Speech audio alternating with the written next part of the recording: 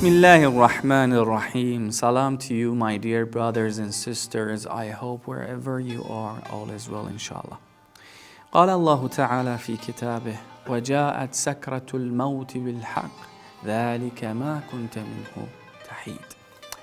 The throes of death bring the truth. This is what you used to shun. You know, death is a definite fate that awaits all human beings. In the Quran, we have been informed 3 times that every soul shall taste death. But what is important is remembering death and not neglecting it. Imam Sajjad, peace be upon him, asks God to give him continuous success in remembering death.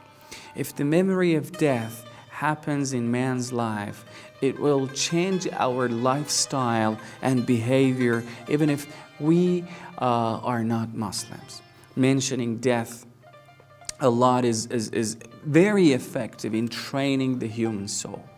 It is mentioned in a narration that the Messenger of God used to order his companions to remember death a lot.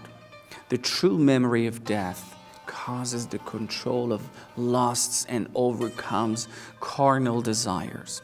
As Amirul Mu'mineen, peace be upon him, said in a narration, فَأَكْثِرُوا ذِكْرَ الْمَوْتِ عندما تنازعكم إليه أنفسكم من الشهوات. When your soul fights with you in the matter of lust, remember death a lot.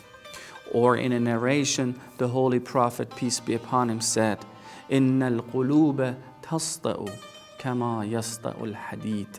Hearts rust like iron. Someone said, O Messenger of God, what is its polish?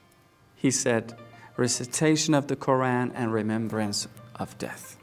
On the contrary, one of the causes of economic, political, cultural, individual, social corruption is the oblivion of death among some officials and the wealthy class. The Holy Prophet, peace be upon him, said, remember death a lot because it washes away sins.